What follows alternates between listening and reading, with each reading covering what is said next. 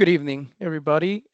Thank you for joining us this evening. My name is Jaime, and I'm a geotechnical design engineer working for Tony G and Partners. And tonight I'm going to be your host dash chair for this talk. I want to start this evening to first of all saying thank you to the BGA Early Career Groups and our speakers for making this event and this talk happen. So tonight's session, as you may already know, we're going to cover some bits about pile foundations, in which our speakers here have participated in the updates on the second edition of the Manual of Geotechnical Engineering. So uh, without further ado, I might want to present our speakers tonight.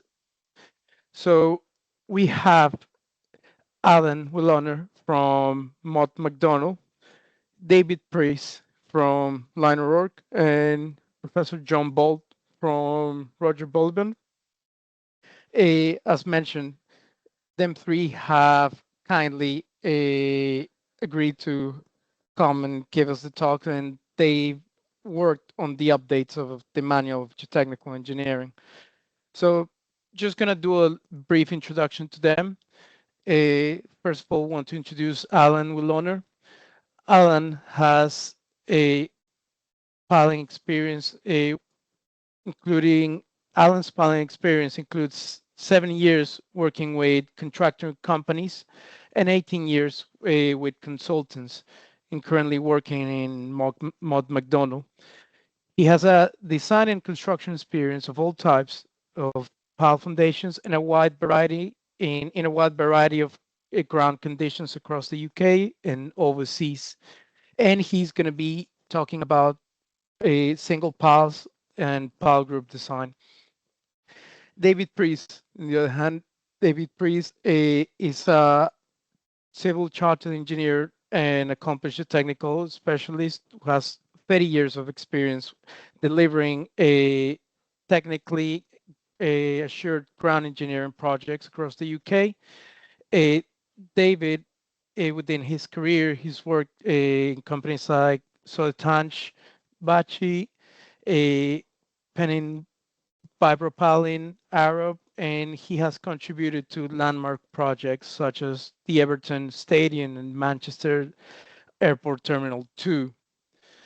And John Ball, which Professor John Ball has worked on the chapters in piling problems and pile testing.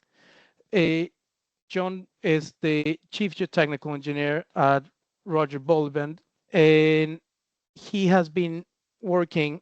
He started his career in pile testing around the 1994.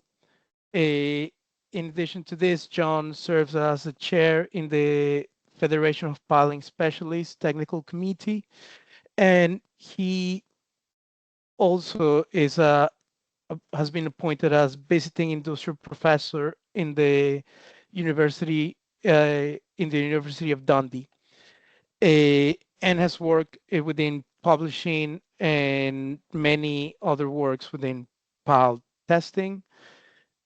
So these are our speakers today. Uh, I want to ask you all if you can verify if your microphones are muted as we go through the session. What we're going to do is each of the speakers are going to give us a brief view of their chapters. And as we go along, I would like to ask you guys to fill in the chat with some questions where we're going to circle back and have a discussion session at the end. So without any further ado, I'll pass it to Alan so you can do the presenting. Thank you, Hami, for the introduction and for the invitation to speak tonight. Good evening, everybody. I've been given approximately a 20-minute slot this evening, so I've picked 5 key topics that where there's new information in chapters 54 and 55 that I've contributed to.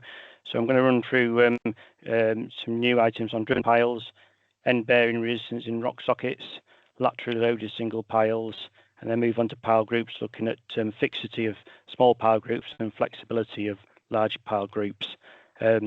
Before I dive into the presentation, I want to acknowledge some people. The task for the first edition in 2012 was a much bigger task. So really, I need to acknowledge Andrew Bell and Chris Robinson, who put a lot of work into the first version of Chapter 54. I've simply made a few small additions to that, and also Tony O'Brien, who was the author of the original Chapter 55. So starting with driven piles, just to introduce the topic, I've got a few photographs here. The one in the centre is on the Newark bypass, A46. This is taken, I think, in 1991. Several very large bridge structures for a new highway, and all of the piles were driven H piles, steel piles, and the raking aspect deals with all the lateral loads. They were driven through a thin layer of alluvium into Mercia mudstone. Initially, that's a stiff clay, weathering grade 4, but with depth, it gradually turns into very weak mudstone, and they're driven to a design set and then verified with testing. Top right is at Dargan Bridge. This is in Belfast. It's a 22-span railway viaduct. This particular pier is supported on a group of 51 precast driven piles, driven through the soft sleech, probably 8 meters depth, and then they're driven to a set in the glacial boulder clay below that. That's even further back in time. I think that's the early 1980s. And then bottom right, we've got Nostrop Weir on the Leeds flood defence, going back 11 years in time. These are 508 diameter tubes. They're actually ex-gas pipelines that were driven through the riverbed and into a set in the coal measures. So the reason I'm interested in driven piles is they tend to be quicker to install than board piles or CFA piles, and that can often make the projects cheaper if they can be done with driven piles. They're very useful if you're going through very soft ground, for example, deep peat deposits where you can't really form cast in situ piles without losing the concrete laterally. When you're working over water, they've got many advantages. It's much quicker than trying to do rotary board piles with permanent casings, which occasionally are needed, but often we use driven piles over water. And if you're at a remote site, I once worked at the Tengiz oil fields east of the Caspian Sea, and there was a big development with precast driven piles, and it was probably 8 hours to the nearest batching plant, so CFA piling really just wasn't an option in that location. So let's look at the UK driven piling. Now, it's a very populated country, so often your site may have noise constraints, and that can sometimes be a blocker for being allowed to use driven piles. We don't really have the problem with distance to batching plants in this country, so if you want to do CFA or rotary board piling, it's usually quite easy to do that from the logistics point of view. Some people say ground conditions are not suitable in the UK, that's why we don't do driven piles. Personally, I don't agree with that. I think most of the country, the ground conditions are suitable. Maybe when there's shallow rock in Wales and Scotland, there'd be problems with driven piling, but then you probably don't need piles in the first place because shallow foundations might work. Some people suggest there's a higher frequency of problems with driven piling jobs. I don't know if that's true or not, but it might be. I also wonder if we've got less confident designers in the UK for driven piles than for board CFA piles. And I do think the guidance in this country is perhaps not as good as it could be. So that's why I've tried to add something extra. So if we just step back to some extracts from where we were in 2012, there's a little bit in chapter 22 from John Burland here. And he makes a good point. He says, in applying any pile driving formula, the fundamental assumption is made that the driving resistance is equal to the ultimate static bearing capacity of the pile. And John gives several types of ground conditions where this can be significantly in error, as in perhaps unsafe. And I have seen that myself in coal measures in mudstones where there's interlayered bands of clay, completely weathered mudstone, and a rock, and the static load tests did not perform as well as the dynamic set and dynamic tests indicated they should. So if we jump ahead in the book, things are hidden away in various chapters in the past edition. Chapter 81, it goes into drivability of piles, and it kind of covers a similar topic. It just suggests that rather than an energy formula, you can use a computer system for predicting resistance to driving. And most importantly, you can also predict the temporary stresses in the pile during installation if you do this method. In the middle of the page, I'm just showing you an extract of the current codes. This is Eurocode 7. These have got a P symbol, so they're principal rules. You have to follow these if you want to have driven piles in this country.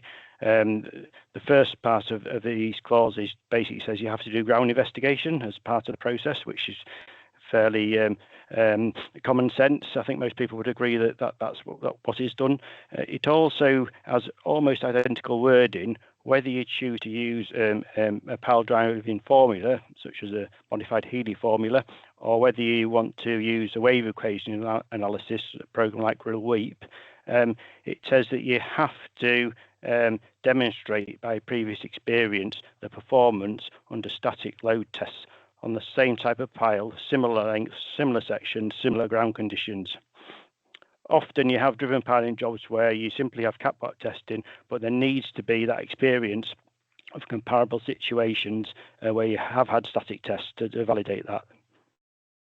I'm jumping back to the old MOGE 2012. Actually, in the single pile chapter, there was a small amount of information on driven piles. If you chose to do a static calculation of compressive ground resistance, it does give guidance here on how you take different alpha values for driven piles versus bored piles. The problem with this is, in reality, the length of a driven pile is generally determined during the construction period. It's a combination of a design set and a verification from pile testing. So by itself, it doesn't tell you everything you need. You need to draw all these different factors together. So here I've included some extracts of some of the new wording that I've put into chapter 54. Let's start off just assuming you're looking at a new project. You know you need pile foundations, and you have to go through the process of working out if the most suitable solution is driven piles or replacement piles, bored CFA piles. So you do look at the GI data, what's been done in the past in these situations, local experience. Are there constraints on ground-borne vibrations, noise, access, water, headroom? If you're working on a railway project and you've got a short possession time, speed is really important. So if piles can be done as driven piles, they usually are in the rail environment. Now, when you've done that, I think you still tend to do a static calculation to work out the compressive ground resistance and a section check for lateral loads.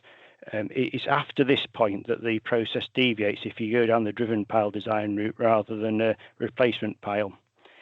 So assuming you are going to do a driven pile design, the next thing is to a drivability assessment. The American standards give us some guidance. The ram weight wants to be at least 2% of the ultimate resistance of the skin friction and the end bearing. You either use a wave equation analysis or an energy formula, but the wave equation's got many advantages.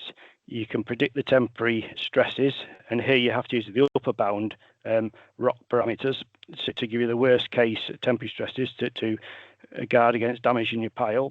You can experiment with a cushioning effect, so you can spread the time of the impact out with a cushion, and that might reduce noise levels. It can have other benefits. And then you can assess the effects of hammer efficiency, damping, and also you need to consider if your pile, if it's a tubular pile, is going to plug or core, because that will change whether your end bearing resistance is small or large, and whether you get skin friction on the inside and the outside of the tube or just the outside. Now, I did mention earlier the final length for the working piles is generally determined at the time of installation. But one warning to flag up here is that if you've got a large deviance between your static calculated pile length for a certain load and the actual pile length that's reached a dynamic set in the field, that should ring some warning spells, and you should really try to understand why you've got that difference, which might mean additional pile testing. If you need to find more information than what you can find in MOGE 2024, then there's free references provided, and I particularly recommend the American one, the FHWA book from 2013. That's probably enough on this topic for now. So on to the second topic of the 5 is rock sockets, so end bearing resistance in rock sockets, and this has caused some confusion in the past. There's different publications that say different things. A very good Syria guide, 181, published in 1999. It was titled Pile Foundations in Weak Rock. I've used this a number of times, and I see colleagues using it. And it does give some guidance here that makes a lot of sense. So if we've got rock which doesn't have many defects, because I haven't got time to explain what you do with highly jointed rock, let's just assume it's a compact massive rock. It suggests that 5 times the UCS is reckoned to be a reasonable value and for your QB end bearing. Now that fits in well with all guidance for end bearing in clays. I'm sure the people in the audience will recognise the QB equals 9 CU. If you've got a London clay, the CU of 300, that's a borderline between a soil and a rock. And your 4.5 times UCS is the same thing as 9 times CU. So it almost matches up with the Syria guide for weak rock. And in 1999, weak rock was rock up to a UCS of 5 megapascals. We get into all sorts of trouble when other people have been changing the definition of weak rock over the years, and the textbook's not been republished. So this textbook is not suitable for weak rock of MPA of 25, which was a permitted definition after 2010. If we go on to the first edition of MOGE, published in 2012, we've got very different advice here. It suggests that the allowable end bearing is about 1 times UCS, and then you divide that by a factor of safety. So if you have a factor of safety of 2, you're actually at 0.5 times UCS. Now, this isn't necessarily wrong. In fact, I think for strong rock, it is about right, but it's incredibly conservative when we're dealing with rock of a UCS of 1 or 2 or 3. I just want to illustrate that on the next page. What would sort this publication out is if it was renamed Piling in Very Weak Rock, or if it was named Piling in Rock up to a UCS of 5. It's at the moment it's not quite right. So this graph plots the Syria method in blue, it plots the old MOGE method in orange, and it plots another method. There's a few of these published, but this one's by Zhang and Einstein. And what's really good about the grey line is it uses the square root of the UCS of the rock. And that I've proven from back analysis of lots of OCEL data on a big project to be a very good relationship. So the 1 MPA range, we get good agreement between the Syria guide and the Zhang and Einstein method, but the old MOGE situation is very, very conservative. 5 MPA, the two are starting to diverge. Here we've got a huge difference in calculated capacities depending on the method you use, and I'm just showing the new text, which is now in the 2024 version of MOGE, chapter 24. So we're explaining that for the very weak rock, UCS 1 to 5, taking 2.5 to 5 times the characteristic UCS is appropriate. But after that, the ratio changes with the rock strength, and this grey line is more suitable. Moving on now to the next topic, laterally loaded piles. When I first looked at these situations, sort of going back 25 years, I used a bronze analysis, a very simple process. It felt out of date in those days. It was 1964 when this was published. A few years later, working for piling contractors, I got some advice from colleagues Matt Love and David Beedman, who were using Alp and Wallop for the laterally loaded pile analysis. And this makes much more sense to me. They're simple programs to use. Piles do have stiffness. There is a real EI value that you can compute, and then you can look at the deflection of the piles. You can understand how the stiffness of the piles affects the bending moments attracted to them. So I'm a big fan of this approach in modern day pile design.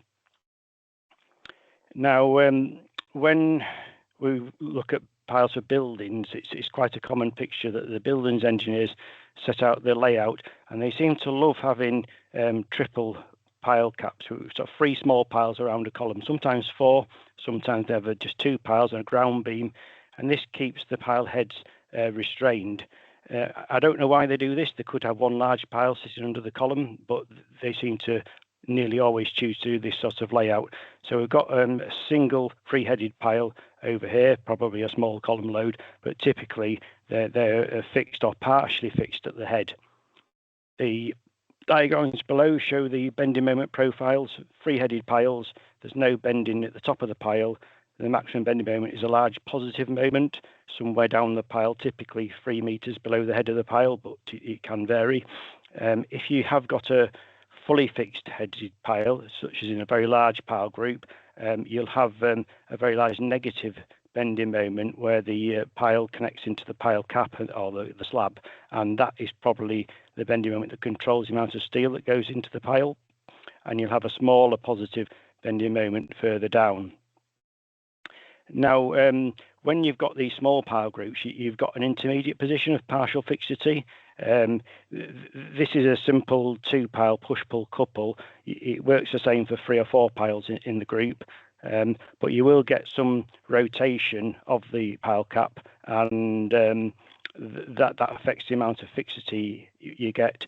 Chris Rayson pointed me in the right direction many years ago before he published this formula in 2016, but the original paper dates back to Duncan and Mokwa sometime before that. I'm just going to go through a project case history explaining how this one is implemented. The project is the Warrington dive under.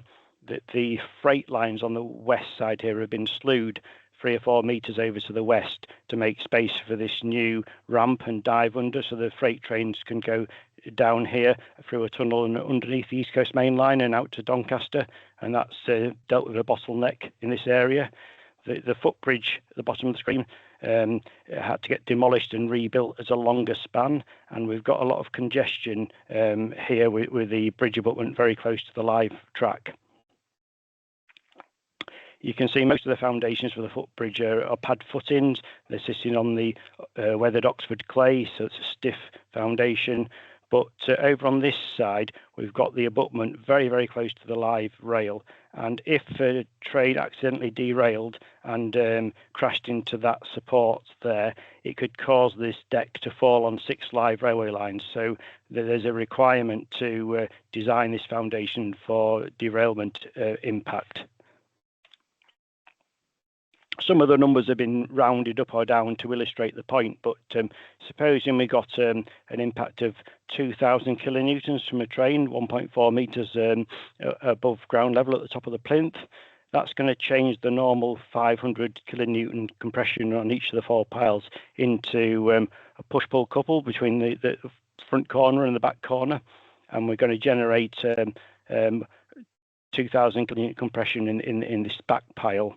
In this case, we've got 4 piles, 2D centres, 900 diameter piles at 13 metres length, and they're founded in the very stiff to hard Oxford clay. The inputs to this formula is simply the vertical pile stiffness, 2,000 kilonewtons. We expect that to generate assessment of about 10 millimetres. We get the units right, and we've got a stiffness there. The other part of the equation is the S squared over 4. The spacing is 1.8 meters, so it's very simple maths, and we get 162,000 kilonewton meters per radian. which is typed straight into your program, such as RS Pile, Wallop, or Alp. If we look at the outputs below, this partial fixity has been plotted up on the blue line.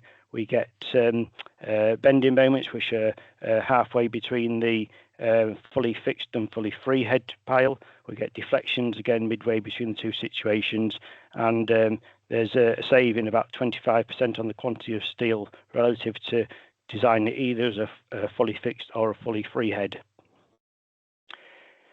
This kind of is a run into looking at pile groups, but larger pile groups, and that's where I'm going to finish off today.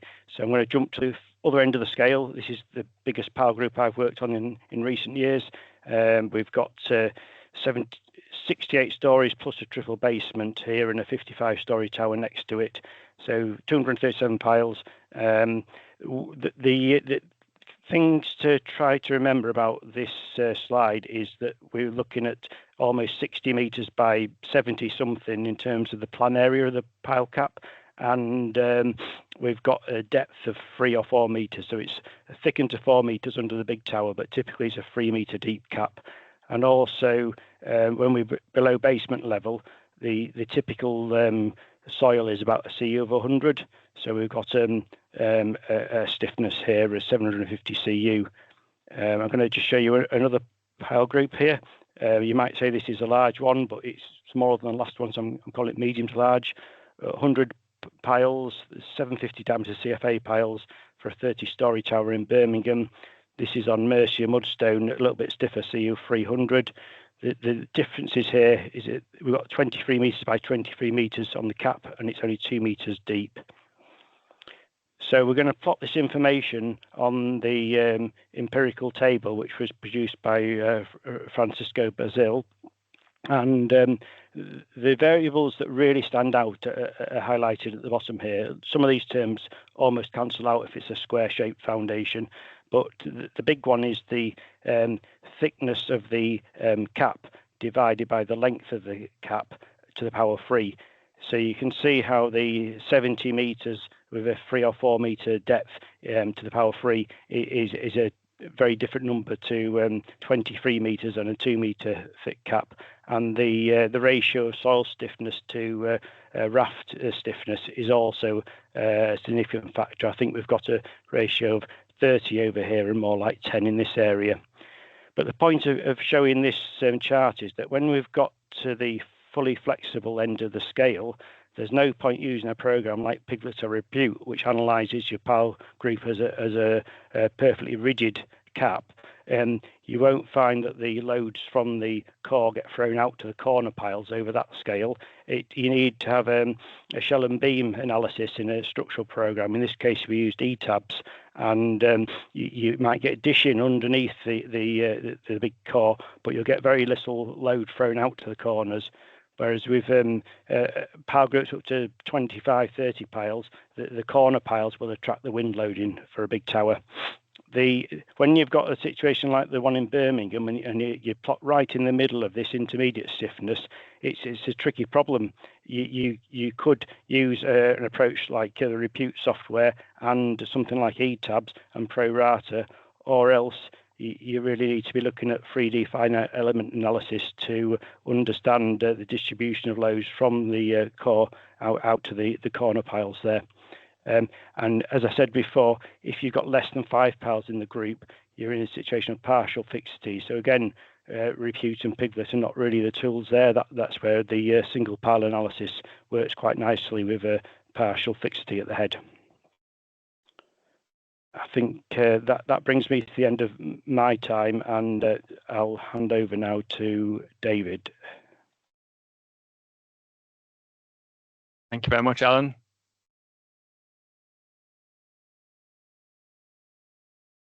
Right, so I'm sharing my screen. Hopefully everyone can see that, and I'm going to talk about Chapter 81, types of bearing piles. So like Alan, I'm going to start off with an acknowledgement, then go on to talk about the main types of bearing piles that we come across in the UK, and I'll say most about the most common type of bearing pile, continuous flight augering, CFA.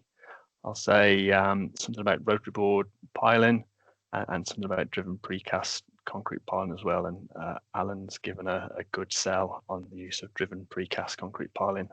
I'll say a little bit about the restricted access end of the market, so micro piles and mini piles, and we'll look at some case studies drawing out the selection process. And the theme will be, we start off with some design information, some loads to be supported, but before we get sort of too far down that detailed pile design process, we need to get the right technique identified, and then talk to the specialist subcontractors, identify the most appropriate technique, and then let the technique lead the pile design. So to acknowledge the work that was done by sort of colleagues in the original version in 2012, the chapter was written by Steve Wade, Bob Handley, and James Martin. When we did the review a few years ago, much of what was written then was very much applicable.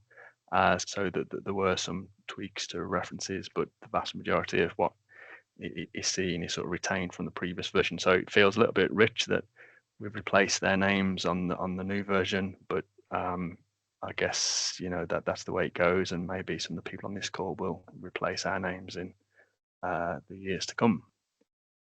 So we're talking about bearing piles. So these are structural elements that transfer loads from superstructures and infrastructure through weak layers into more competent ground, can support a wide range of infrastructure, light residential buildings up to tall skyscrapers, and so on.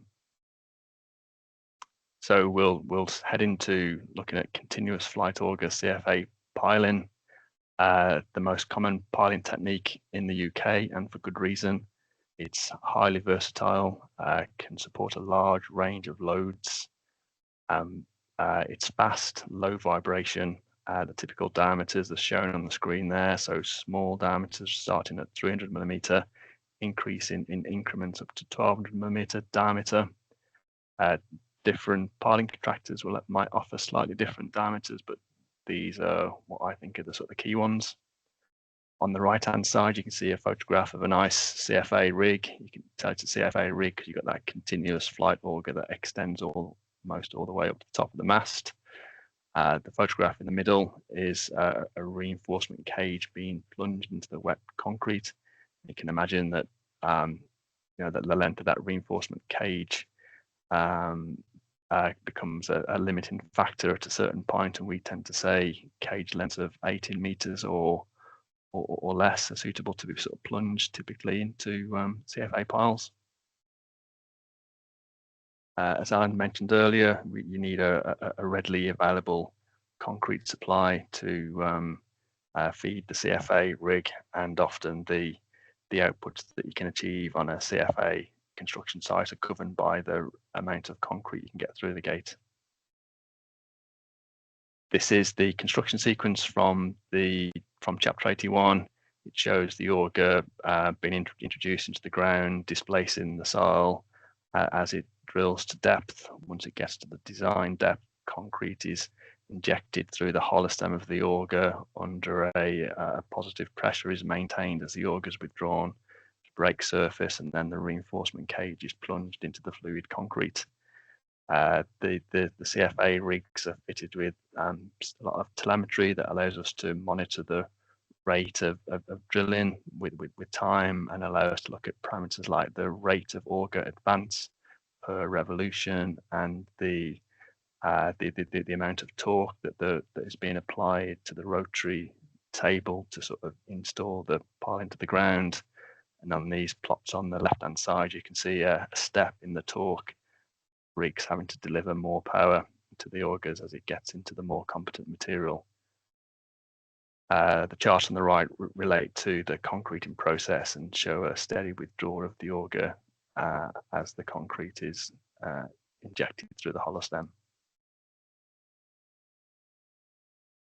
The next piling methodology is rotary board piling. This comes in a number of variants. This slide shows rotary board piling with fixed lengths of thin wall temporary casing. You can see some temporary casing lying horizontally on the ground here. Notice you've got a reinforcement cages as well, like on the working platform. The cages look longer than the casing, so that's always a good sign. There's a very wide range of diameters available with rotary board piling.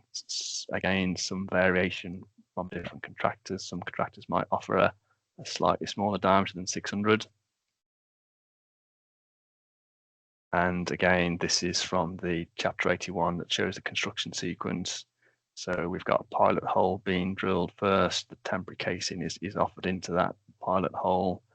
The auger advances into the through the casing, and the casing is advanced.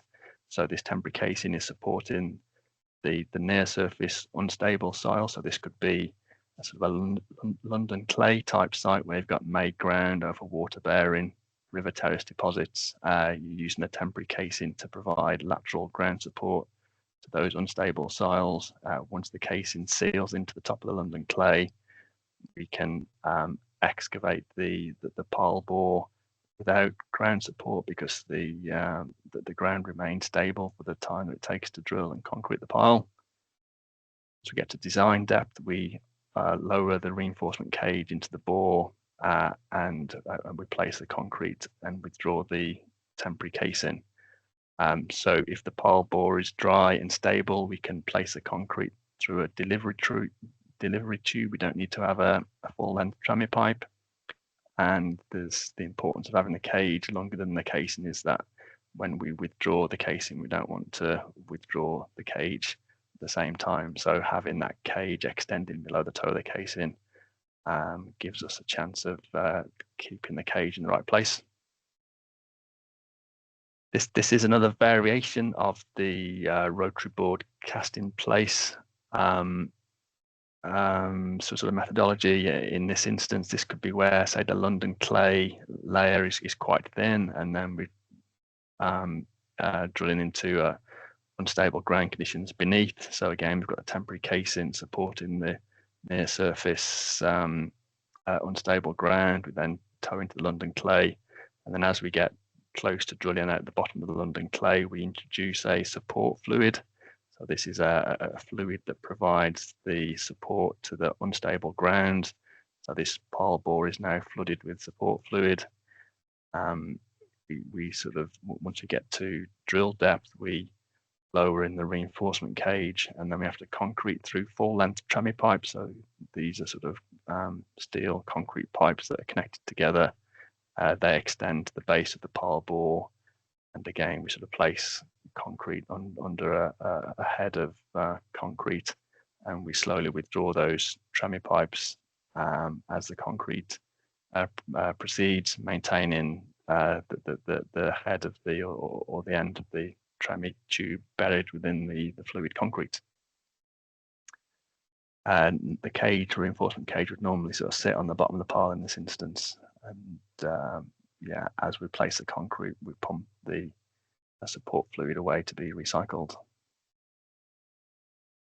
There is a further variant. This is using thick-walled segmental casings. This technique is mainly used for forming secant piles, but can also be used for constructing bearing piles.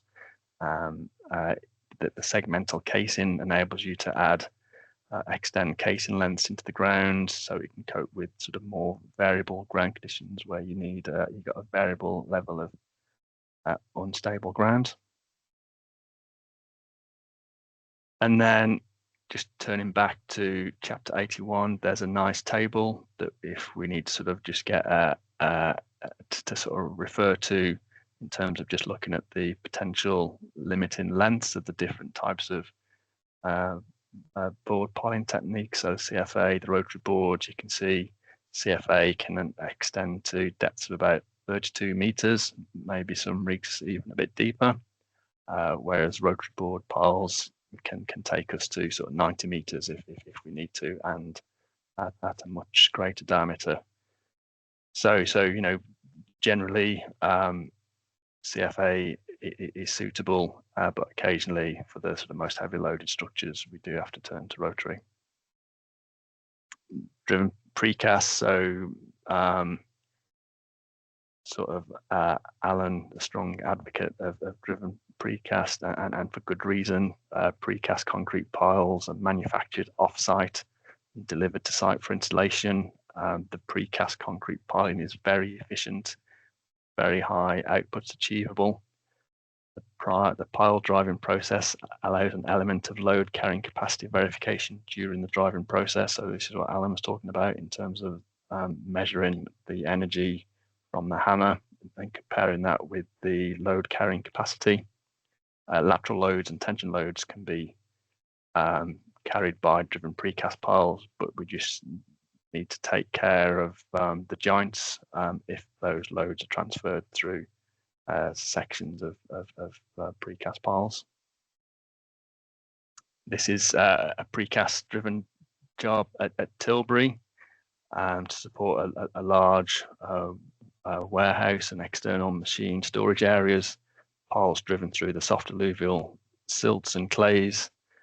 You can see the precast piles being unloaded by the service crane, that then getting sort of spread to where the precast rigs are working. There's a line on the precast rigs that can sort of raise the precast piles into the driving position. One advantage of the precast pile in this sort of environment, where it's next to sort of tidal waters, is if there's a strong flow of groundwater through the river terrace deposits, that could have a erosion effect on perhaps cast in situ piles. So that's obviously not going to happen, or not going to impact driven precast concrete piling. You can see that the pile breaking down, commencing as the driven precast piles are still being installed. So again, there's no need to sort of wait for concrete cure to be able to get on to start the follow-on works. So yeah, a very sort of fast and efficient piling technique. This slide just sort of emphasizes those points really. So as we move from driven CFA into rotary, there's a general trend of increasing cost, program, and carbon. And then yeah, so perhaps the starting point would be driven, but it's not always going to be possible in all locations due to environmental factors and load limitations. And so at that point, you'd move to CFA and so on. Couple of case studies. This was an interesting job in the Charmouth Mudstone, which is part of the Lias group.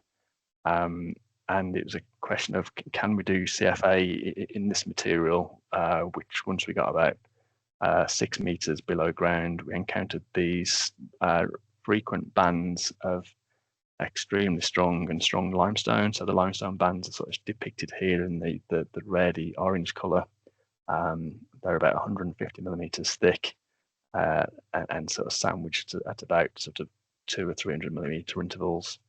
UCSs in the limestone were up to 100 MPa, but we sort of did trials and found that the CFA rig with the heavy duty augers was able to sort of punch through these limestone bands, and we were able to install sort of sockets up to 10, 12 meters into this material. Did some preliminary load tests in the material and got good capacities, which is not always the case when you pile into the Lias, but I think the limestone bands were providing a sort of a ribbon effect and got some good capacity shaft friction from the test piles, which enabled us to shorten the sockets a little. Two jobs in Glasgow, one in Holland Park and one in Bothwell Street. These sort of points on the map ABC are known sort of or published case histories where CFA piling hasn't gone to plan, and there's been issues with neighbouring buildings, sort of settlement being induced.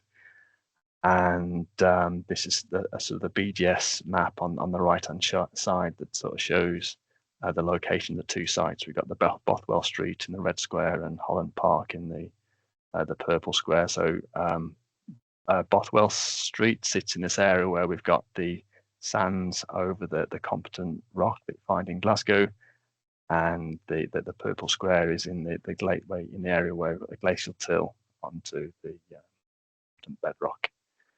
And the issue at the sites A, B, C was when CFA was used, and the CFA augers struggled to get into the rock. As the augers were struggling to penetrate the rock, it draws silane from the surrounding area and sort of removing sort of ground from adjacent buildings and inducing settlement. So the ground conditions on site from the site-specific borehole sort of bore out what was on the geological map, so confirming the presence of water-bearing sands above rock at Bothwell Street, and we had the stiff glacial clays above the competent rock at Holland Park. So again, CFA or road crew was a question. Well, as you might expect, we did CFA where we were piling through the glacial till, and the risk of flighting was reduced, and we opted for rotary board piling using segmental casings to case through the water-bearing sands and to key into the rock beneath. So appropriate methods in the appropriate ground conditions. Everton Football Club's new stadium. So Everton, the football stadium is built on a backfill dock at Bramley Moor. The original proposal was to use rotary board piling. There was a real risk of flighting again here. So if you're using CFA to drill the sandstone, there's potential for this saturated single-size marine sands to be sort of drawn in as the auger tries to advance through the rock. But the prospect of doing rotary board piling at this site with this many piles wasn't sort of welcome, because it's going to sort of take too long. So a methodology was sought where CFA could be used, and that methodology involved the use of compressed air. So compressed air was sort of fed down the hollow stem of the auger during the drilling. That helped with the flighting of the sandstone bedrock, which enabled the auger to advance at a better rate through the bedrock, and meant that we avoided the flighting risk. And just comparing some of the statistics with the piles that were drilled with CFA with air versus piles that were drilled without air. So on the right hand side, we've got the statistics, CFA drilling with air. I guess the starting one is that the time it takes to drill a pile with air, it's 6 minutes. Without air, a similar pile was taking 27 minutes. The graphs at the bottom show the amount of torque that was sort of being used by the rig. We've got a lot more torque required for the piles drilled without air compared with the piles that are drilled with air. And then this is sort of the middle chart is the parameter that dictates the likelihood of flighting. So once the rate of auger advance drops to sort of less than 50 millimeters of auger advance per revolution of the auger, then you have a risk of drawing the surrounding soils in and this sort of flighting risk occurring. And we were seeing that we were sort of falling below that target rate of penetration per revolution without the air. But with the air, we were able to maintain 100 millimeters of penetration per auger revolution. So a very sort of successful sort of delivery in challenging conditions. Also a significant saving on the amount of fuel usage by the rigs. So a couple of case studies looking at smaller rigs. This is inside an existing warehouse where an existing warehouse was going to be converted into a data center. The existing floor slab wasn't originally designed to support the data center load, so we had a headroom of between 10 and 14 meters, and we using sort of lightweight small rigs, undertook a sectional flight auger installation. The auger diameter here was 450 millimeters, and we're installing piles to about 20 meters depth. And the 20-meter depth is probably a sensible limit for this type of equipment.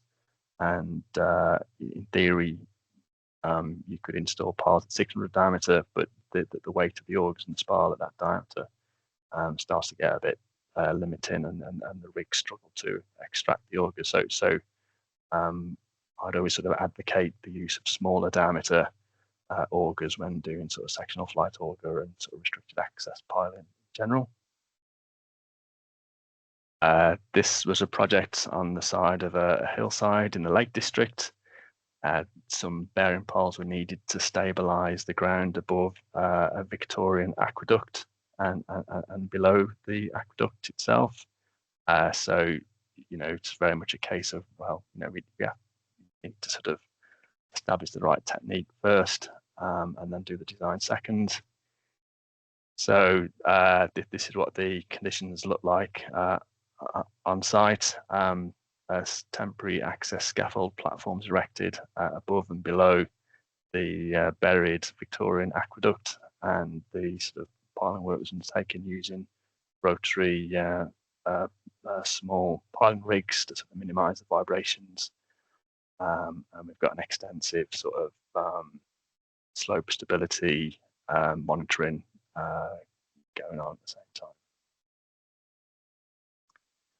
So into the future, there's potential lots of restricted access type piling work to be undertaken as the National Grid expands its network and power distribution. So I think we'll be seeing perhaps more of this type of equipment up and down the country in the remote areas where the new pylons will be situated. Screw piles, driven steel tubes, equipment that can be mounted on excavators. So that sort of brings me to the end of what I wanted to say. I guess a starting point to say that driven piling generally lowest cost, quickest, and lowest carbon, but there are limitations on loads and environmental factors. CFA is applicable to a wide range of ground conditions. Carbon improvements can be made by selecting low carbon concrete and minimising reinforcement. Check technique suitability with specialists. Take their advice on reinforcement cage detailing. Rotary board piling if you have to, e.g. outside of depth or cage length of CFA. Restricted access piling rigs tend to have lower output, so only generally use them when you have to. However, less onerous working platforms and haul roads could make them cost effective when a small number of piles are required to be installed in isolated locations. The key message is to reach out to specialist subcontractors and get support for the most suitable technique, to take detailed design to suit the technique. Thank you very much, and over to you, John. Hopefully you should be seeing my presentation.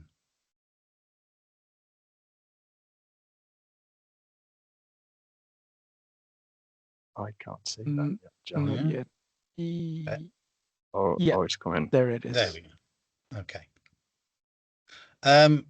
Is that full screen for you? Hopefully it is. Yep. Okay, right. We'll start off then with the acknowledgements, as is traditional for this meeting. James Coburn, my co-author, and the previous authors, as in common with the other chapters, we have big boots to follow with Viv and John. I'm looking at 2 chapters for you today, 82 on piling problems, and then another one on testing, which will go on for hours and hours and hours, or not, as the case may be. Broken it down for you into 3 sections, really. We're going to talk about cast in situ piles in general, in terms of the problems that can arise from those. Driven piling problems, of which there are, and also then how you might start to get a feel for what the cause of the problem is, and then obviously move on to the way we can go and solve these problems. So I learned a lot from the people that I work with, and it seems to me that a lot of people would say that problems with piles are seen as negative. I actually think they're positive. I often give the analogy that geotechnics is walking to the edge of a cliff with a blindfold on. You don't actually know when you're hitting the end of that step. When you have a piling problem, you know you've hit the end of the step, you know you're close to the edge. So it gives you a boundary to work back from. It's an opportunity to learn as a result. And it's trying to tell you a message, whether that's the pile wasn't put in properly or the ground isn't appropriate for the pile or some other factor involved. There's a message that needs to be understood there. And as a very learned colleague of mine who's now retired said, piles never fail. They just don't behave unexpectedly. So 3 things obviously can affect a pile: ground conditions, installation, and then the follow-on processes, which is where we tend to see most of our problems when it comes to piling in the ground. For cast in situ then, ground conditions. Obstructions are a bane of a piling problem. They can be really, really difficult to deal with, whether they're man-made or natural. There is a school of thought that you can use larger rigs to get through structures. You can core through concrete in some cases, but the vast majority of piling rigs will struggle on anything boulder size. And in some cases, especially some of the low footprint rigs, some of the lighter rigs, that will be in terms of cobble sized problems. So really we have some big significant problems with obstructions. The ground itself might have changed. It being a geologist, that's my background. I know that from me to the end of my desk here, ground conditions can change. The main issue with that is you may not know. In the case of in situ piles, cast in situ piles, board piles, you don't really have the level of feedback that you have from other types of pile. You don't understand where the torque is coming from. You don't necessarily have a feel for where the driven resistance is coming from. So that can be a bit of an issue. So how would you resolve this? Well, first of all, you need to check your equipment out. You need to make sure that the rig has been used for that purpose before, and that the team that are operating that equipment know the technique that they're actually installing. If they've done that forever and a day, then you're going to have much less problems if they're on their learning curve. The equipment needs to be well maintained. It needs to be calibrated in some way, shape or form. Whether is it the torque that's required for calibration? So have we got a feel as to whether the torque output is what is needed? Do we have necessarily the right hammer energy going in? That was mentioned earlier on in the conversation in terms of whether or not the hammer energy is right. Well, you can measure that. So let's measure it. Was the rotational speed measured correctly and the depth measured correctly? All of those things in terms of instrumentation, are they working correctly? Often tools are worn. So have we actually got the diameter of pile that we think we have? Maybe we don't, especially for an aggressive ground condition where it's been abraded away. And do the rig operators know what the design intends and how to pick up on it if there isn't? Do they know how to flag if there's an issue there? As I said, understanding the method with which you're trying to install the pile, especially with crews that might be subcontract, can be quite difficult sometimes.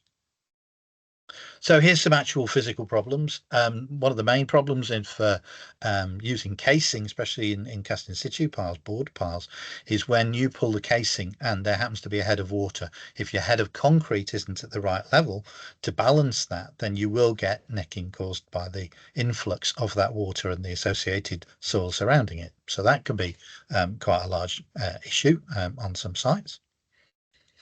Second issue, again, when you're using the bucket to dig out with the board pile, if you pull the bucket back too quickly, it can act as a plunger and cause scour to change the shape of your pile. So it can be quite difficult.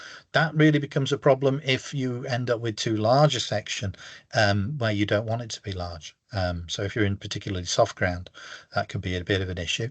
And also concrete consumption can be a bit of a problem with that. CFA.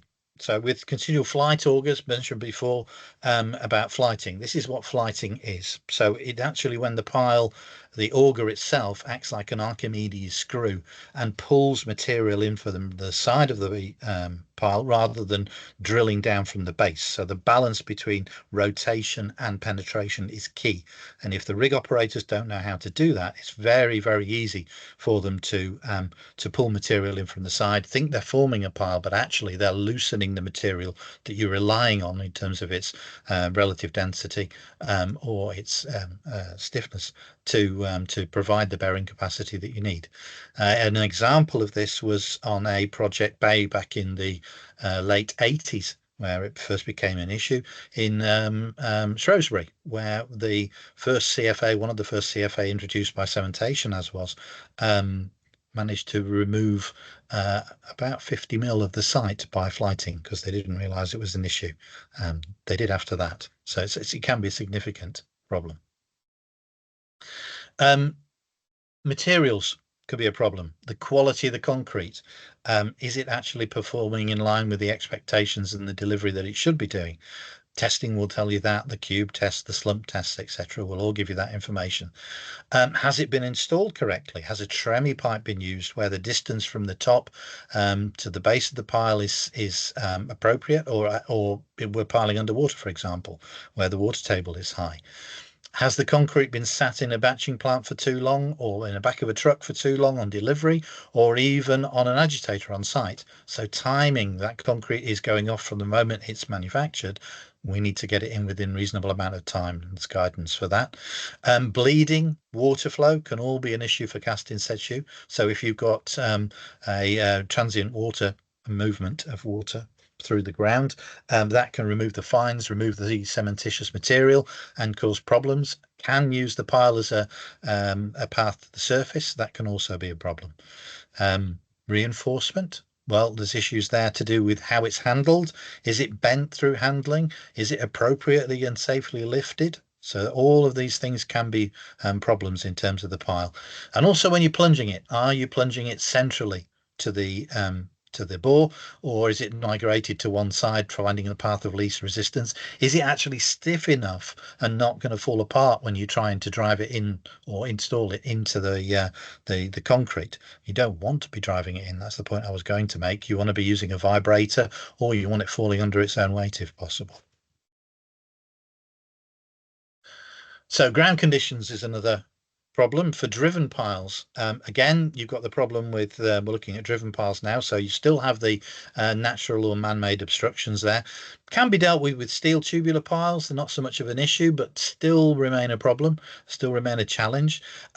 Again, that's in common with cast in situ piles. Has the ground changed? They do, however, get a higher level of feedback. It's not uncommon, for example, if you're stopping on a dense band of sand or rock, that you can follow the profile of where that rock is with some degree of accuracy. So it can be quite useful from that perspective, although that doesn't solve all your problems. You do get that site level feedback. Are you achieving the dynamic resistance, the set that you think you need to be? However, one of the problems is, can you achieve the design depth? We touched on it earlier on in terms of the drivability. So you go to site expected to get 17 meters. Can you actually achieve 17 meters? So that can be an issue. One of the other issues that's not so well known is something to do with false sets, especially in fine grain material, where the driver, you get a temporary increase in driving resistance due to poor water pressures. You can combat that in two ways. One, is it achieving the design depth according to geotechnics? That's one. If you are, then that's fine. If, however, you are not, then that needs further investigation. But also, restriking is something that's quite commonly done, and what that is when a pile is installed in the ground, left for a period of time, and then restruck the following day after. If the resistance is less on the subsequent times it's restruck, then that means you have this reduction in poor water pressure. Still not a problem if you've achieved your geotechnical depths generally, but if you're shallower, then it's definitely a problem. You find it very much in over consolidated clays. It's one of the issues that we've had a struggle with as piling contractors can do. Densification. So mentioned a hard band before of sand, for example.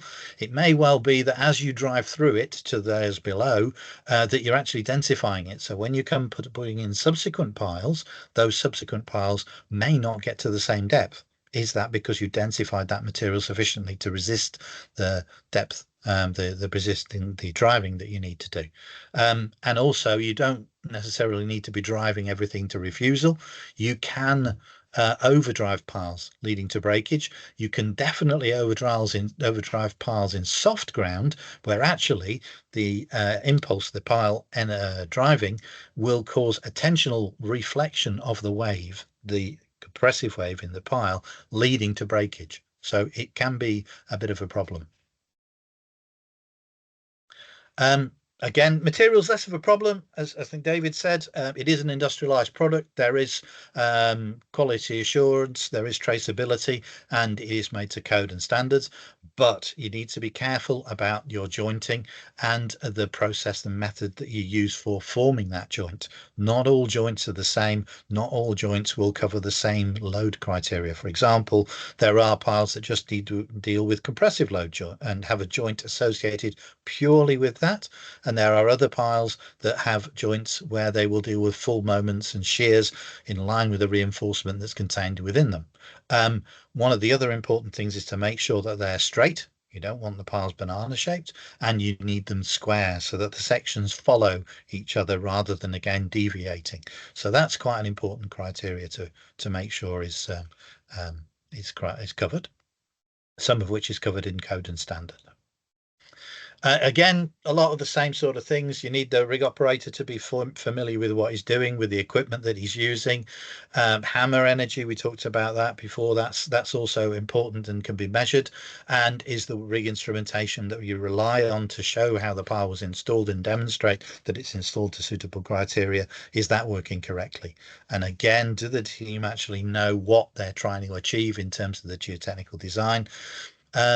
Noise, vibration, not so much with noise now. They've got some very quiet hammers that will do sort of 86, 90 decibels, something of that order, but vibration is definitely something that we can't move away from. And although there is guidance out there in terms of codes and standards, 5228 and 5730, they are still dealing with cosmetic damage, and there's still a benchmark by which we can be judged.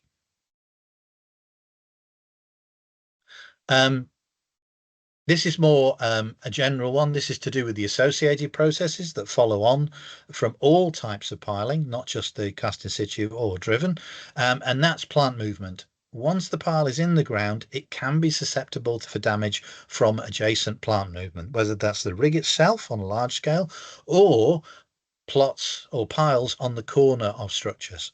Often, if there's site traffic running round the building, they will cut that corner, and there is a significant risk of pile damage by the site traffic. So one of the proposals that is often suggested is to put a boundary on the corners to keep traffic away from the edges of the site or the edges of the footprint of the building once the piles are in place, to minimize the potential for that happening. Breaking down. Now, there's been various case studies done on this. No matter what the pile type is, they're not necessarily designed to take a lot of lateral load in terms of the process involved with breaking out. You wouldn't want them to be, because that would make them very difficult to put to the levels that you need them to be. However, that doesn't mean to say that you have to be careful with how you break the piles down. The case studies that I've seen in the published domain show that, for example, in the case of board piles, 87% of the breakages that occur in a board pile do so in the breaking down process. Now, that study was done before various measures were taken in place to put in debonding, for example. to mitigate that problem, and that helps significantly to reduce that risk. But even so, it still is one of the major problems involved in piles breaking down. So diagnosis then. Be critical of all the factual information that's available. Don't think that what somebody says is important. Double check it in terms of what's going on. Get input from the site teams if you can. They were there, they were on site, they saw it being installed. They can often say, well, this one was a little bit, especially with experience, they can often say that with a little bit of experience, that this one was maybe a little bit out, that one wasn't so much out. Look at all the test results.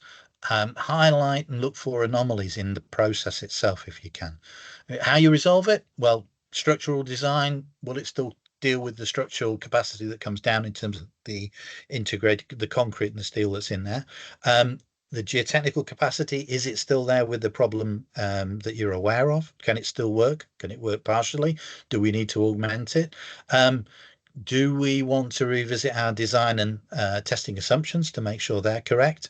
Do we want further ground investigation to see if it's a problem with the ground that's causing the difficulty? And how might we remediate it? That's pretty much the last resort. We always look and see whether or not we've got geotechnical.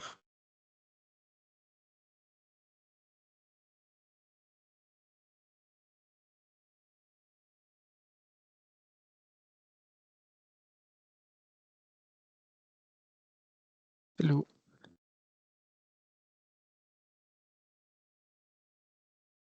Did John's connection just cut off?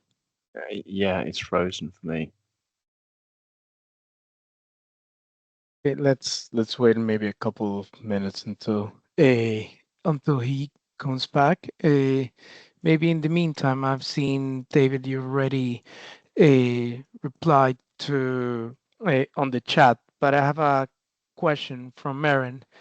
It says, how common is it compressed air resistance for CFA piles? Was there any analysis done to compare the cost carbon with using the water? And it says like it's appreciated, like it's not always like it always be appropriate depending on the ground conditions. Yeah, no, I did reply to that question actually, but I didn't sort of use the reply feature. So yeah, the use of compressed air is not that common. It has definitely been used on the Liverpool waterfront in backfill docks a couple of times. It's also been used successfully in central Birmingham into the Sherwood sandstone again, and I know it's also been trialled in the Mersey mudstone with similar positive results. So you're able to drill quicker into the Mersey mudstone, and what we found when we were trialing it in the Mersey mudstone as well was that derived better shaft resistances. And I think generally the quicker you drill a pile, the more the better that pile is, the more resistance you get out of there, and that was the case in the Mersey mudstone. So I think people do have some reservations about putting compressed air into the ground, especially in sort of built-up areas. But I think there are sort of advantages and potentially suitable to drilling sort of thanate sand and similar materials. Good, thank you. John, you're back. You want to share your presentation again? I can if you want. I was about 2 slides off. Yeah. Yes, okay. Please go ahead. Right. Sorry about that. I don't know. I do know what happened. My son decided he was going to play Call of Duty on his Xbox. So yeah, bless him. Bear with me a second then.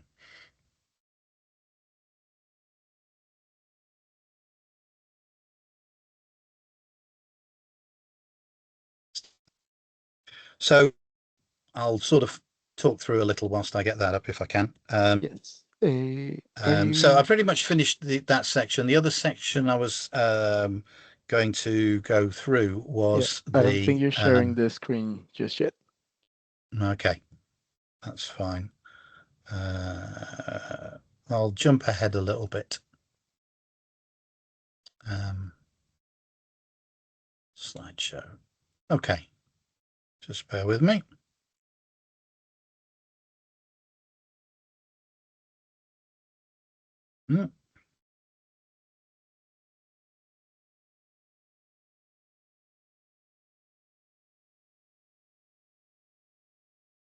Right. Give it a second. Yes, there Right. it is. Perfect. Right. Okay. We'll go with a resume from where I was. Right. Okay. So we'll move on from that one because obviously I'm conscious of time.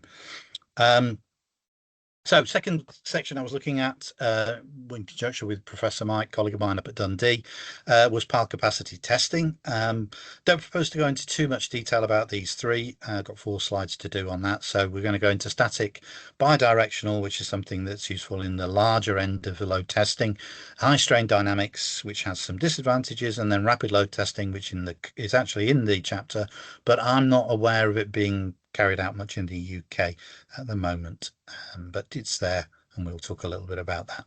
So this is static load testing. This is the most traditional method, been around since I was a boy probably, and is generally perceived as the gold standard of testing. That's because it's representative in that you do a full scale load test on your pile using hydraulics to force the pile into the ground whilst measuring what its performance is. So it's direct. You can actually see the pile moving into the ground. Only problem is quite expensive and very slow. An average standard ICE spec test will take 18 hours to complete.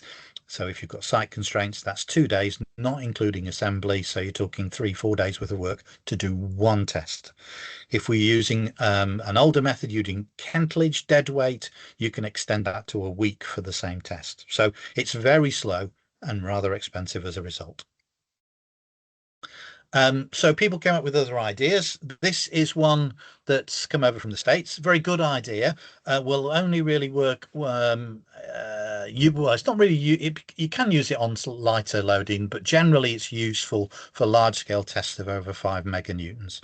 And how this works is there's a jack and a load cell. Well, there's a jack sometimes. Jack definitely, load cell sometimes, installed in the pile at some depth, a depth to be determined, and then the bottom section is then jacked into the ground using the resistance if it is the top section, and the overall settlement measuring relatively for both bits of this now separate pile can be sort of calculated. So the overall pile head movement, were you to do it from the top, can be calculated. So it's not quite a direct measurement, but it is pretty close to it. It's really, as I say, economies of scale. It's really useful for 5 meganewtons upwards. That's where we'd see it in the UK. It's not appropriate for all ground conditions because you do need that resistance in the upper section to determine what's happening towards the base of the pile. And the other thing is you can't just choose your pile after the event. It has to be installed once the pile is it has to be installed as the pile is installed in the ground. So that pile will be known by all parties in advance that it's a test. And you may think there's a disadvantage in doing that, and some do prescribe to that view. And that is a big selling point for the previous static test. You can choose which test you want after they've all been installed, if that's how you want to play a game. The information, or rather the instrumentation that's in the pile, is non-recoverable. It's all grouted up. That doesn't affect the pile in terms of its use. You can do it on working piles or non-working piles. However, that is a bit of a waste of material and equipment, if you want to view it that way. So it can be a bit of a problem. Second to last slide, rapid load testing. I put them in order of sequence for a reason, which I'll come to here. As we've been moving through these piles become quicker and quicker in terms of the application of load. So previously we were talking hours. With the bidirectional, we're talking hours. When we come to rapid load testing, it's not so many hours, but it's seconds. So there's an order of magnitudes. So any rate effects in the ground become more and more manifest. So in other words, does the ground resist ground differently if you apply a short, sharp shock to it compared to a long, slow push? And the basic theory behind it is that yes, it does for the most part. So we come away from direct measurement indirect measurements. However, with rapid load testing, you are measuring direct movement for a very rapid application of load. You've got to be careful because it might cause damage, and it still requires some interpretation of the results. So when you're dealing with a pile like a CFA or a board pile, which has variations in shape, how does that affect it? That's something that needs to be sort of calculated through and modeled through. So it's not quite as direct and straightforward. There's a layer of translation, if you like, in between the two. And then we finally come to the last method, which is one that really is common, mostly used on driven piles, although it can be used on boarded piles. I wouldn't prescribe it myself, but it is specified sometimes. Again, we are now talking milliseconds in terms of load application because it uses the rig hammer to apply a blow, and that blow is then measured in terms of acceleration and strain, and that in turns then is calculated using stress wave analysis to give you what I would call a dynamic resistance. But the saw rate effects can fundamentally adversely influence the results. So we need to take great care with ground conditions. Where this does come into its own is where it's used in conjunction with other testing methods. So for example, if you did one static test and 40 dynamic tests, that would be a good strategy, because you've calibrated, for want of a better word, to the benchmark, which I think was mentioned before. Where we get that result calibrated back to some form of static load testing, that's the best way to go. Okay, that was a very brief run through of dynamics. I must say I've spent all my career looking at those. So thank you very much for your time. And it's difficult to fit it all to one slide. Thank you very much. Thank you very much, John. Yes, I agree with that. I appreciate it's very difficult to sometimes fit all these topics into small number of slides. I had one question in particular from this slide from Alan that mentioned dynamic versus static, and maybe it's like you can all chip in into the discussion is how can we compare the resistance to driving that we estimate using a Hiley formula to the ultimate static resistance that you've calculated for the design of a pile, and also how does that correlates to when you're trying to do a whip analysis, let's say for drivability study, and what margins do you think or if there are margins in which like it's acceptable to say, results kind of like correlate or show you something? I'll try and answer that, Hammy. But if John or Dave wants to also add to that, please chip in.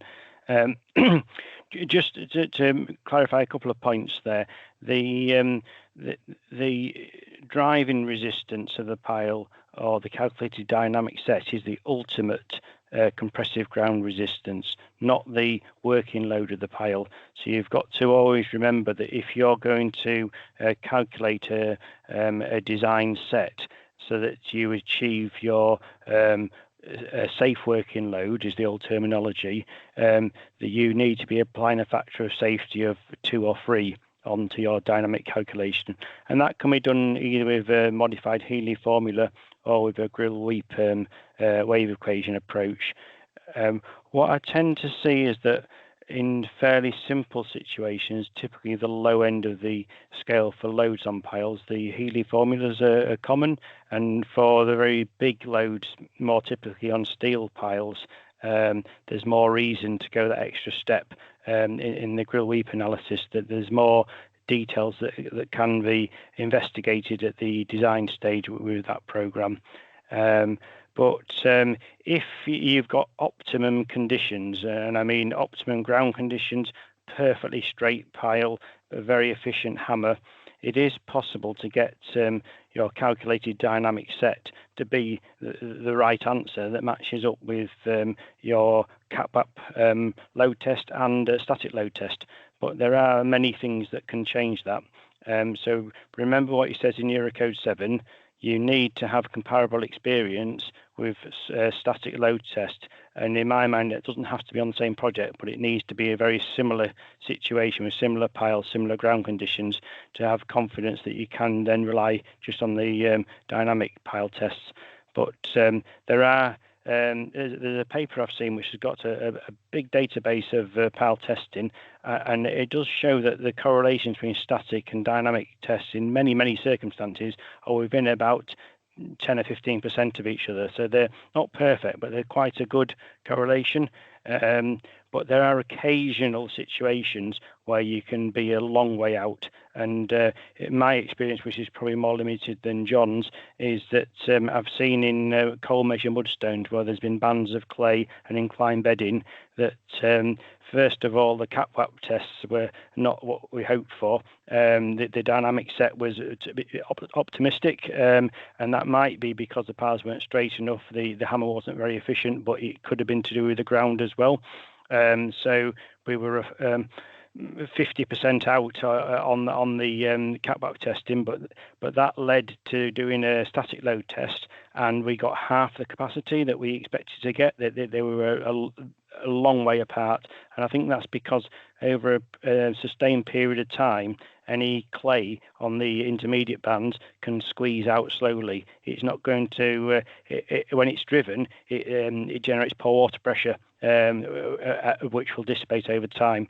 So there are certain circumstances, and John Berlin lists 3 or 4 other types of ground conditions that have given historical problems where you really need to do some static load testing and be sure that you're understanding the correlation between your feedback from your set and your dynamic testing. And John mentioned the other thing, the set up, set down.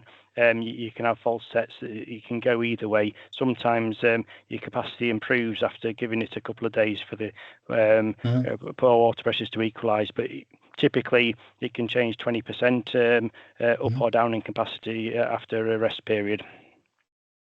Yeah, I agree with all of that. The approach, the most robust approach that I use is that we rely on the geotechnical design.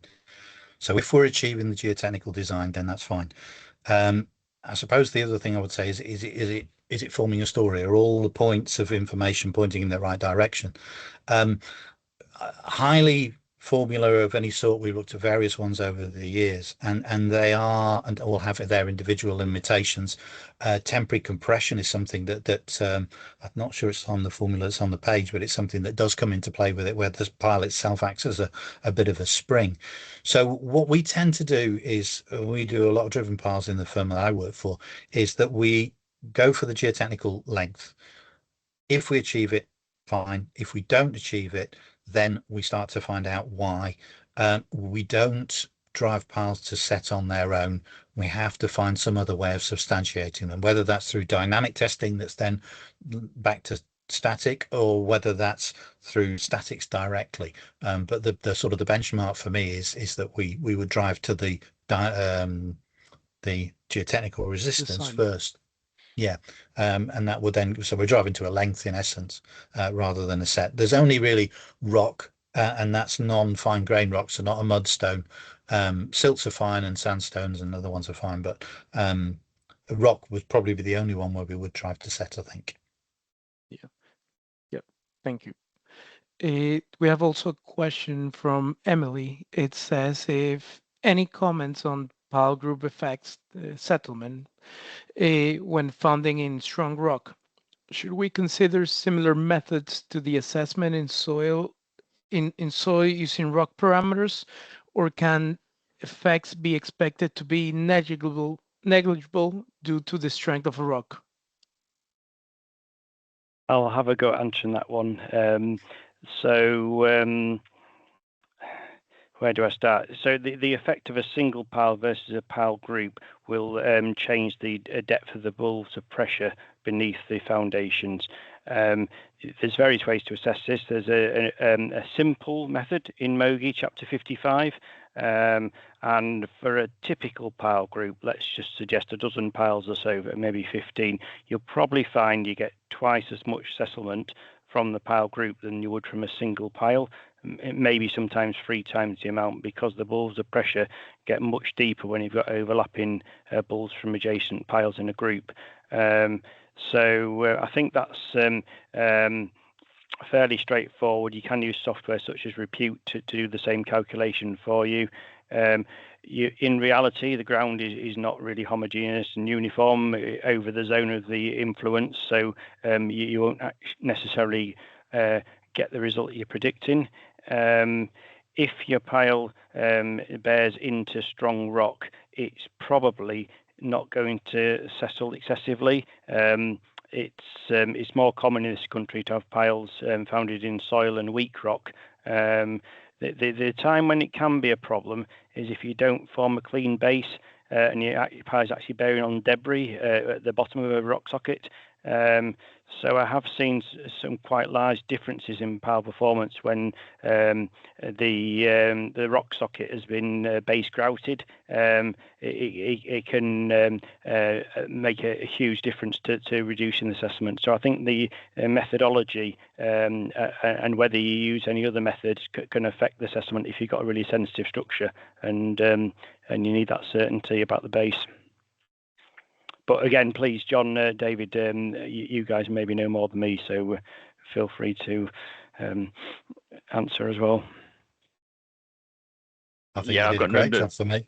Yeah, nothing further to add. Yeah, that's right. I think, as you say, when you stop piles on strong rock, they're generally not too concerned about the settlement, as you say, as long as you get the construction process right. We're almost running out of questions, but if anyone else, like from the audience, wants to raise any question, just please just take the mic.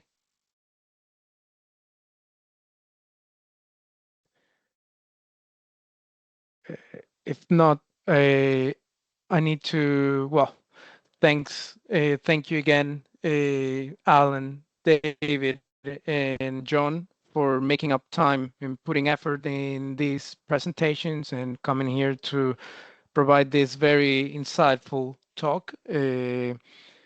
This for benefit of everyone, and so you can like also let the other people know this session will eventually be uploaded into YouTube, so you can revisit it again. And if there's like anything like you feel like you missed or whatever, you can revisit on the YouTube channel. There's like a few announcements. I'm not sure if Palak, you want to take over, or should I just?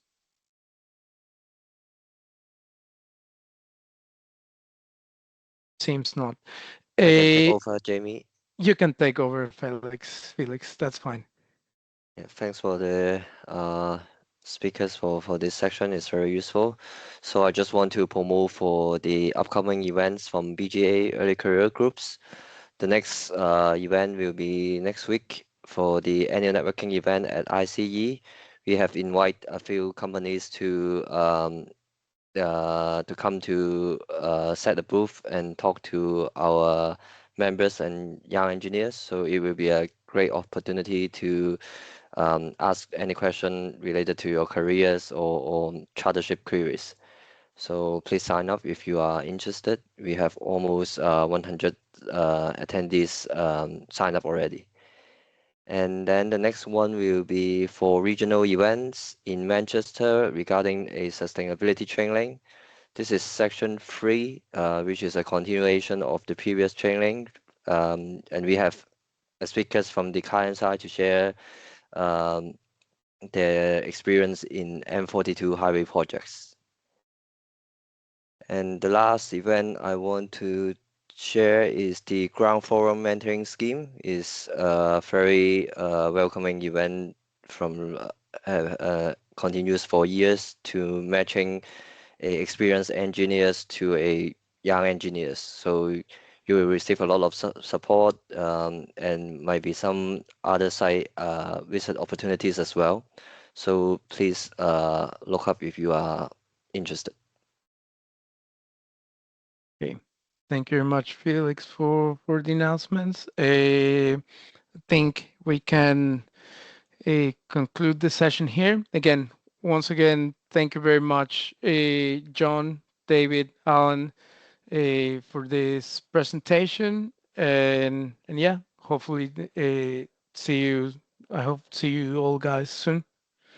So